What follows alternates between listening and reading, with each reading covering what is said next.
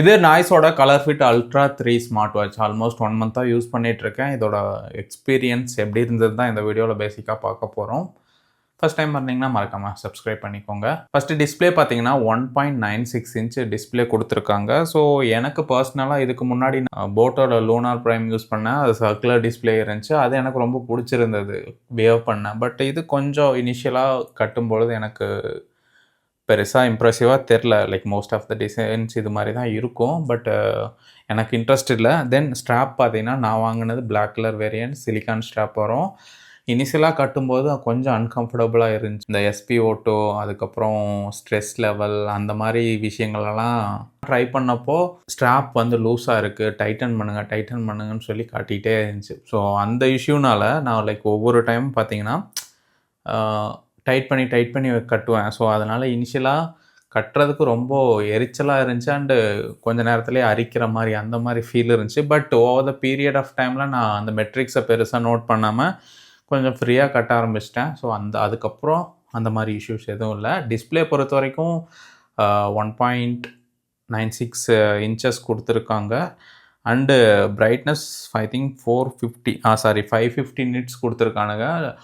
அவுட்டோரில் உண்மையாக சொல்லணும்னா டீசெண்டாக இருந்துச்சு. ஃபுல் பிரைட்னஸில் வைக்கும்போது பக்காவாக நீட்டாக தெரியுது. அண்ட் ஆம்லெட் டிஸ்பிளே வேறு. விசிபிலிட்டியில் எந்த ஒரு இஷ்யூஸும் இல்லை, பெஸ்ட்டாக இருந்துச்சு. அண்ட் ஆல்சோ டச் ரெஸ்பான்ஸும் லூனார் ப்ரைமோட கம்பேர் பண்ணும்பொழுது கொஞ்சம் ஃபாஸ்ட்டாக இருக்க மாதிரி இருந்துச்சு. லேக்ஸ் இருக்குது, ரொம்ப நோட்டீஸ் பண்ண முடியாத அளவுக்கு ஒரு குட்டி லேக்ஸ் இருக்குது.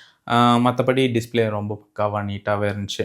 ஆல்வேஸ் ஆன் டிஸ்பிளேவும் இருக்குது. பட் ஆல்வேஸ் ஆன் டிஸ்பிளே ஒரு நாள் வச்சதுக்கே லைக் 12% வரைக்கும் பேட்டரி ட்ரைன் ஆச்சு. அதனால நான் அதை ஆஃப் பண்ணிட்டேன். லைக் லிட்டரலாக ஒன் டே விட கம்மியாக தான் நான் ஆல்வேஸ் ஆன் டிஸ்பிளேவே யூஸ் பண்ணியிருப்பேன். அண்ட் இதில் பார்த்தீங்கன்னா ஒரு சில வேரியண்ட்டில் மெட்டாலிக் ஸ்ட்ராப் அது மாதிரியும் கொடுத்துருக்காங்க. IP68 வாட்டர் ரெசிஸ்டன்ட் கொடுத்துருக்கானுங்க. அண்டு ஸ்விம்மிங்க்கு பெஸ்ட் இல்லை, பட்டு சின்ன ரெயின்ஸில் அது மாதிரி சர்வை பண்ணும் அப்படின்னு சொல்கிறானுங்க.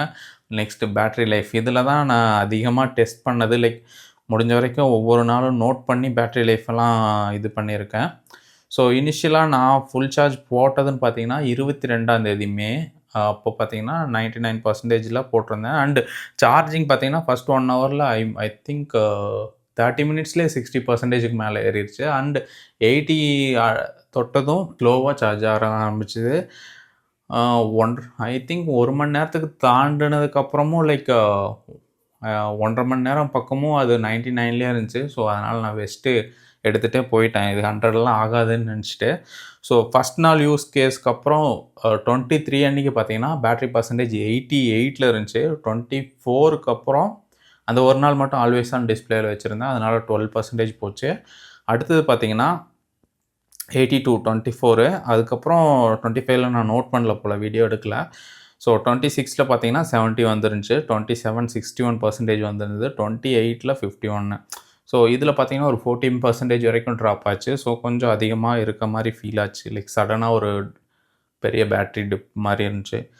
அதுக்கப்புறம் 29ல் 47, அடுத்து 29 மார்னிங்கில் 47 இருந்துச்சு. ஈவினிங் நைட்டில் பார்க்கும்பொழுது 34% வந்துருச்சு. அண்ட் 31 அன்றைக்கி ஈவினிங் பார்த்தீங்கன்னா ஒரு 16% வரைக்கும் இருந்துச்சு. அண்டு நெக்ஸ்ட் நாள் ஐ திங்க் 1 ஜூன் அன்றைக்கி எடுத்து பார்க்கும் பொழுது பேட்ரி டெட் ஆச்சு. அண்டு சண்டேங்கிறனால நான் கொஞ்சம் லேட்டாக தான் எந்திரிச்சு ஆஃப்டர்நூன் செக் பண்ணி பார்த்தேன். அண்டு கம்ப்ளீட்டாக டெட் ஆயிடுச்சு. ஆல்மோஸ்ட் என்னோடய யூஸுக்கு வந்து 10 days வந்தது. லைக் அவங்க கிளைம் பண்ணுறதே 7 days தான். எப்படி 10 days வந்துச்சுன்னு பார்த்தீங்கன்னா, நான் வந்து மோஸ்ட்டாக ப்ளூடூத்தில் கனெக்ட் பண்ண மாட்டேன். லைக் ஒய்ஃபை காலிங் அந்த ஆப்ஷனே நான் ஆஃப் பண்ணி வச்சுட்டேன். நோட்டிஃபிகேஷன் நான் பெருசாக இதில் மெசேஜ் நோட்டிஃபிகேஷன் மட்டும் சும்மா WhatsApp and normal message and call notification இது மட்டும் வரும். அண்டு நான் ஈவன் சம்டைம்ஸ் என்ன கடுப்பான விஷயம்னா, இந்த ஆப்போட செட்டிங்ஸில் போய் நான் கால் நோட்டிஃபிகேஷனை ஆஃப் பண்ணி வச்சுருவேன். ஏன்னா வைப்ரேஷன் வந்துக்கிட்டே இருக்கும், இரிட்டேட்டிங்காக இருக்கும். நான் யூஸ்வலாக ஃபோனில் கால் வந்தாலும் எடுக்க மாட்டேன். அதனால் ஃபோன் சைலண்ட்டில் தான் இருக்கும். ஸோ செலக்டட் கான்டாக்ட்ஸ் மட்டும்தான் எமர்ஜென்சி பைபாஸுங்கிற ஆப்ஷன் ஐஃபோனில் இருக்குல்ல, அதை ஆன் பண்ணி வச்சுருப்பேன். மற்ற டைம் இது கொஞ்சம் சம்டைம்ஸ் வந்து அன்வான்ட் கால்ஸ் எல்லாம் வருதுங்கிற மாதிரி ஃபீல் ஆகுது. பட் டெலிவரி டைம்ஸில் அமேசான் டெலிவரி அந்த மாதிரி டைமில் எனக்கு ரொம்பவே யூஸ்ஃபுல்லாக இருந்துச்சு. நான் பாட்டு ஒர்க் பண்ணிகிட்டே இருப்பேன், ஃபோனும் சைலண்ட்டில் இருக்கும். டக்குன்னு கால் வருதுன்னு காட்டுச்சுன்னா அப்புறம் அட்டன் பண்ணி பேசினோம்னா ஓகே டெலிவரியிலேருந்து வந்திருக்கும். அந்த மாதிரி டைமில் உண்மையால் ஹெல்ப்ஃபுல்லாக இருந்துச்சு. பட் ஒரு சில டைம் அன்வான்ட் கால்ஸ் வரும்பொழுது அது நம்மள டிஸ்ட்ராக்ஷன் மாரி தான் எனக்கு ஃபீல் ஆச்சு. ஸோ போத் ப்ளஸ்ஸும் இருக்குது, மைனஸ் இருக்குது. உங்களுக்கு ஏத்த மாரி நீங்க கஸ்டமைஸ் பண்ணிக்கோங்க.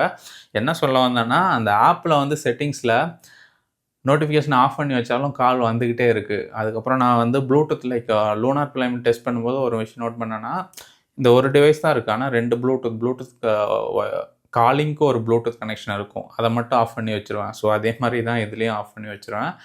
சிங்கிங் எனக்கு தெரிஞ்சு எந்த பிரச்சனையும் இல்ல. ஓரளவு ஸ்மூத்தாவே சிங்க் ஆகுது. ப்ளூடூத் காலிங் நான் பெருசா டெஸ்ட் பண்ணல. பட் வீடியோக்காக டெஸ்ட் பண்ணணும்னு சொல்லி அ ஒரு சில கால்ஸ் அட்டெண்ட் பண்ணி பேசி பார்த்தேன். அண்ட் ஒரு நாள் கனெக்ட் ஆகிருக்கும் பொழுது நான் கிச்சன்ல இருந்தேன். அப்போ வந்து கால் வந்தது. டக்குன்னு இதில காட்டுச்சா, சரி தெரிஞ்ச கான்டாக்ட்னால நான் இதிலேயே எடுத்து பேசினேன்.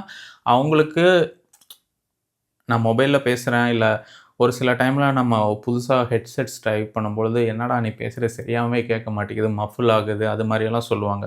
அந்த மாரி எதுவும் நோட்டீஸ் பண்ணாம லைக் ஒரு நார்மல் கான்வர்சேஷன் எப்படி போச்சோ, அதே மாரி தான் போச்சு.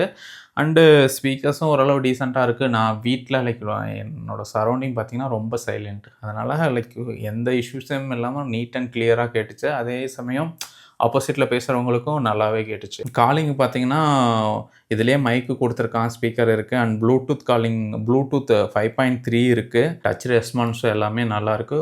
லைக் ரொம்ப மைன்யூட்டான லேக்ஸ் உங்களால ஃபீல் பண்ண முடியும். பட் நான் போட் லூனார் பிரைம் யூஸ் பண்ணத விட இது டச் ரெஸ்பான்ஸ் நல்லாயிருக்கு. And SpO2, heart rate, stress rate and sleep cycle, female cycle இது எல்லாத்தையும் நம்ம மெஷர் பண்ணிக்கலாம்னு நினைக்கிறேன்.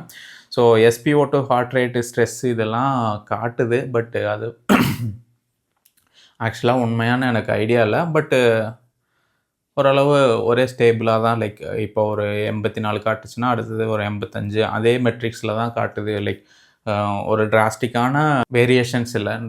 இந்த செகண்டில் 88 காட்டிட்டு அடுத்தது 95 அது மாதிரியெல்லாம் காட்டுறதில்ல. ஐ திங்க் ஓரளவு கரெக்டாக இருக்கும்னு நம்புகிறேன். நம்மக்கிட்ட அதை ஒரிஜினலாக டெஸ்ட் பண்ணுற அளவுக்கு எந்த டூல்ஸும் இல்லாதனால அதை இது பண்ண முடியல. பட் ஆனால் ஸ்லீப் மானிட்டரிங் பார்த்தீங்கன்னா, எனக்கு ஃபஸ்ட் நல்லா ஞாபகம் இருக்குது. நான் ஊர்லேருந்து வந்து நல்லா தூங்கிட்டு இருக்கேன். அன்றைக்கி வந்து நான் 6 ஹவர்ஸ் அது மாதிரி தான் தூங்கியிருக்கேன். ஆனால் இதில் 9 ஹவர்ஸ் தூங்கின மாதிரி காட்டுச்சு. அது எனக்கு சர்ப்ரைசிங்காக அடுத்த நாளும் லைக் ஓரளவு கொஞ்சம் க்ளோஸாக காட்டுச்சு. இப்போ ஒரு 7 ஹவர்ஸ் தூங்கியிருந்தேன்னா ஒரு 8 ஹவர்ஸ் அந்த மாதிரி காட்டுச்சு. பட் அதுக்கப்புறம் தான் நான் ஃபுல் சார்ஜ் பண்ணி டெஸ்ட் பண்ணவே ஆரம்பித்தேன். அந்த ஃபுல் சார்ஜ் பண்ணி டெஸ்ட் பண்ண ஆரம்பிச்சதுலேருந்து எனக்கு சாட்டிஸ்ஃபைடாக இருக்குது. நான் தூங்கும்போது டைம் பார்ப்பேன். இப்போ ஒரு 12 மணிக்கு 1 மணிக்கு தூங்குறோம் அப்படின்னா, அந்த ஒரு மார்னிங் ஒரு 8 மணிக்கு எந்திரிக்கிறோம் அப்படின்னா, லைக் அந்த 7 ஹவர்ஸ், 8 ஹவர்ஸ் அது மாதிரி கரெக்டாக மெஷர் பண்ணி காட்டுது. அண்ட் இதில் இன்னும் டீப் ஸ்லீப் எவ்வளோ நேரம் போனீங்க, அந்த மாதிரி விஷயங்களும் டீட்டெயில்ஸும் காட்டும். பட் அகெயின் சொல்கிறேன், இனிஷியலில் காட்டும்போது கொஞ்சம் இல்லை ரொம்பவே இன்அக்யூரேட்டாக காட்டின மாதிரி இருந்துச்சு. 6 ஹவர் தூங்கும்போது 9 ஹவர்னு எனக்கே காட்டுச்சு. எனக்கே ஷாக்காக இருந்துச்சு, என்னடா எப்படி காட்டுதுன்னு. But later after full charge பண்ணி யூஸ் பண்ணிகிட்டு இருக்கும்பொழுது லைக் நார்மலாக நான் டைம் நோட் பண்ணுறனால 8 ஹவர்ஸ்னா 8 ஹவர்ஸ், 6 ஹவர்ஸ்னா 6 ஹவர்ஸ்னு கரெக்டாக காட்டிகிட்ருக்கு. இது வரைக்கும் நான் நேற்று கூட செக் பண்ணேன். டைமிங்ஸ்லலாம் பக்காவாக காட்டிகிட்ருக்கு. அண்ட் இதில் கடுப்பான விஷயம் என்னென்னா யூஐ இதில் பார்த்தீங்கன்னா பிரைட்னஸ்லாம் நார்மலாக ஃபோன்ஸில், ஆண்ட்ராய்ட் ஃபோன்ஸில், ஐஃபோன்ஸில் எதுனாலும் அந்த பிரைட்னஸ் பாரில் இப்படி இன்க்ரீஸ் பண்ணலாம், டிக்ரீஸ் பண்ணலாம். அது மாதிரி இல்லாமல் பிரைட்னஸ் பார்க்கு பக்கத்தில் லெஃப்ட்டில் ஒரு மைனஸ் ஐக்கான், ரைட்டில் ஒரு ப்ளஸ் ஐக்கான் கொடுத்து அதை கிளிக் பண்ண சொல்கிறாங்க. இன்னும் யூசர் ஃப்ரெண்ட்லியாக யூஐ மாறல அப்படிங்கிற மாதிரி ஃபீல் ஆச்சு. ஆல்சோ மேக்ஸிமம் பிரைட்னஸ் போகும்போது அவனே சொல்லிடுறான், அதிகமாக பிரைட்னஸ் வைக்காத, சீக்கிரம் பேட்டரி தீந்துரும் அப்படிங்கிற மாதிரியெல்லாம் சொல்கிறாங்க. அது நல்லா இருந்துச்சு. எனக்கு தெரிஞ்சு யூஐயில் கொஞ்சம் இம்ப்ரூவ்மெண்ட்ஸ் பண்ணணும்னு நினைக்கிறேன். ஏன்னா அவ்வளோ ஃப்ரெண்ட்லியாக இருக்க மாதிரி எனக்கு தெரியல. ப்ரைஸிங் பார்த்தீங்கன்னா 2300 வாங்கியிருந்தோம். 2300 ஒர்த்தான்னு கேட்டிங்கன்னா, டு பி ஹானஸ்ட் எனக்கு ஒர்த்தில்லைன்னு சொல்ல முடியாது. பட் எனக்கு சாட்டிஸ்ஃபைடாக இல்லை. ஏன்னா லூனார் பிரைம் வாங்கியிருந்தேன். அதில் ரவுண்ட் டயல் எனக்கு பிடிச்சிருந்தது. பட் இதில் டயலே பிடிக்கலையா. அண்ட் அது கட்டுறதுக்கும் ரொம்ப கம்ஃபர்டபுளாக இருந்துச்சு. இது கட்டுறதுக்கும் கொஞ்சம் கம்ஃபர்டபுளாக இல்லை இனிஷியல் டேஸில். இப்போ ஓகே தான். அண்டு அதுவும் ட்ராக்கிங் டேட்டாஸ் அவ்வளவும் பர்ஃபெக்டாக காட்டாது. ஆனால் பட் இதில் ஸ்டெப் கவுண்ட்ஸ் உண்மையாக சொல்லணும்னா அக்யூரேட்டாங்கிறத விட க்ளோஸ் டு அக்யூரேட் காட்டுதுன்னு சொல்லுவேன். ஏன்னா நான் டெய்லியும் பார்த்தீங்கன்னா என்னோடய வீட்டிலேருந்து ஆஃபீஸ் ஒரு 700-800 மீட்டர்ஸ் அது மாதிரி இருக்கும். அப்ராக்சிமேட்டாக ஒரு 1000 ஸ்டெப்ஸ் அது மாதிரி வரும். போயிட்டு வந்தோம்னா, நான் ஒரு 3000 ஸ்டெப் ஒரு நாளைக்கு ஆவரேஜா நடந்துருவேன். ஒரு சில நாள் பார்த்தீங்கன்னா, ஒரு 5000 ஸ்டெப்ஸ் நடப்பேன். அது எல்லாத்தையும் எனக்கு தெரிஞ்சு பெர்ஃபெக்ட்டா, அக்யூரேட்டா சொல்லுதான்னு எனக்கு தெரியாது. பட் க்ளோஸ் டூ அக்யூரேட்ன்னு சொல்லுவேன். அந்த விஷயத்தில ஸ்டெப் கவுண்டிங் இந்த மாரி விஷயங்கள் ட்ராக் பண்றது நல்லாயிருக்கு. அண்ட் ஃபிட்னஸ் ரிலேட்டடா நான் எந்த ஒரு ஆக்டிவிட்டீஸும் பெருசா பெருசா இல்ல. சுத்தமா பண்றதில்ல. அதனால அதில எதையும் கமெண்ட் பண்ண எனக்கு பாயிண்ட்ஸ் இல்ல. அண்டு பிரைசிங் கொஞ்சம் அதிகமா இருக்கு. ஏன்னா Redmiல பார்த்தீங்கன்னா, மூவ் வாட்ச்ன்னு ஒண்ணு லான்ச் பண்ணானுங்க போன மாசம்னு நெனைக்கிறேன். ஸோ அது பார்த்தீங்கன்னா, லைக் இதே ஸ்பெக்ஸ் AMOLED டிஸ்ப்ளே கொஞ்சம் இன்னும் பெட்டர் பிரைட்னஸ் அண்ட் 14 டேஸ் வந்து பேட்டரி லைஃப் வரும் அப்படிங்கிற மாரியெல்லாம் சொல்லிட்டு இருந்தானுங்க. அது ரூ. 2000க்கு தரானுங்க. பட் இது ரூ. 2300 லைக் சிமிலர் இதே மாரி டிசைன்ல தான் இருக்கும். ஸோ அந்த விஷயங்கள் வச்சு பார்க்கும்பொழுது கரண்ட் மார்க்கெட்ல இது கொஞ்சம் பிரைசிங் அதிகமா இருக்க மாரி இருக்கு. மேபி ஒரு 1700, 600 அந்த பட்ஜெட்ல கிடைச்சதுன்னா தாராளமா வாங்கிக்கோங்க. அண்டு இந்த Blinkitங்க ஜெப்டோல லாஸ்ட் டைம் வாங்குனப்போ சொல்லியிருந்தேன். ஜெப்டோல அந்த வாட்சுக்கு பார்த்தீங்கன்னா ₹500 ஆஃபர் இருந்துச்சுன்னு. ஸோ எலக்ட்ரானிக்ஸ் டீல்ஸுக்கெல்லாம் இப்போ 500 அத தூக்கிட்டானுங்க.